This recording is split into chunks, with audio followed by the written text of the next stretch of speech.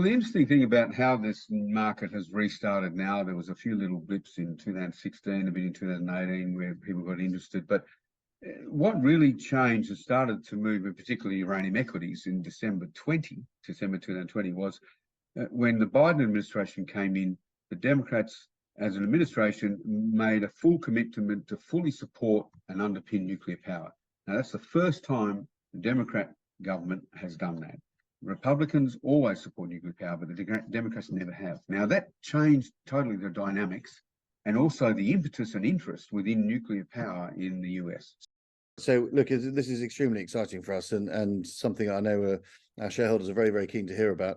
It's a very large footprint. It's 1,000 square kilometres, with encompassing 17 different license areas in and around the Athabasca Basin in northern Canada. And this is the world's premier address for uranium mining and exploration, and it's very well established. I mean, one thinks of Cameco and Denison in particular as as well-known names that have had a lot of success in Athabasca, and it's a very big opportunity for us. Well, I think when the sector starts to more consistently have access to capital and investing in the ground and creating that dynamism that we had in the early part of the century, when there was a lot of building of new mine capacity, that attracts talent. It's that dynamic nature of the industry where you're building, investing capital, raising capital. That's been largely absent over the last dozen years or so because of the inconsistent access to capital. In fact, investors have been demanding that capital be returned to them. That we deleverage our balance sheets, return capital, pay dividends, buy back stock with scant investment into new capacity. A royalty in its most basic form entitles the royalty holder to a percentage of revenue from the underlying operations. So you often kind of hear 1% royalty, 1.5%, 2%. May sound like a small number, but keep in mind that's over the operator's revenue. So if they generate 100 million in revenue, you get your sort of 1 to 2 million of that.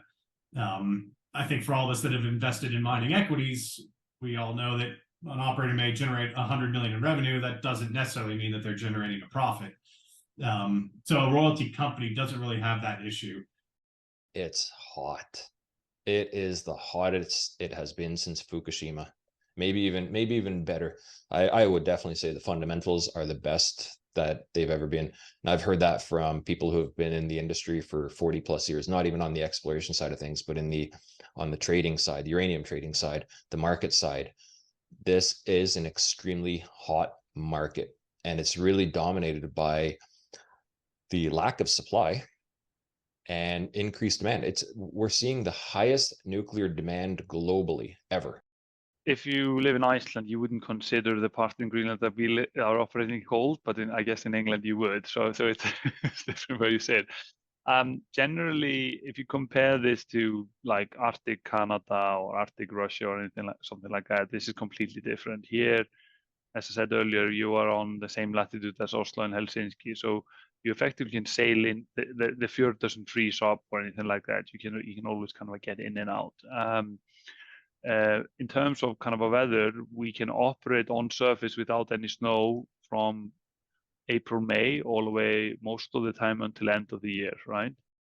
I feel that the general public as well as media stop questioning the fact that mining plays this critical role, and I would say even a totally irreplaceable role in transformation of our society. But now, I believe that people are asking another obvious question, which is, are we using the most sustainable technologies and practices? And another one, can we do things better? I think the challenge, and the opportunity for Nordic Nickel is the fact that there's very little new projects being developed.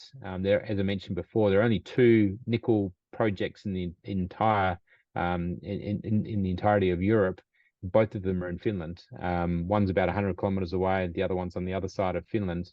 The entire battery value chain already exists in Finland, so we've already got the smelters and the refineries. And again, Europe's entire smelting and refining capacity for nickel is in Finland and Norway.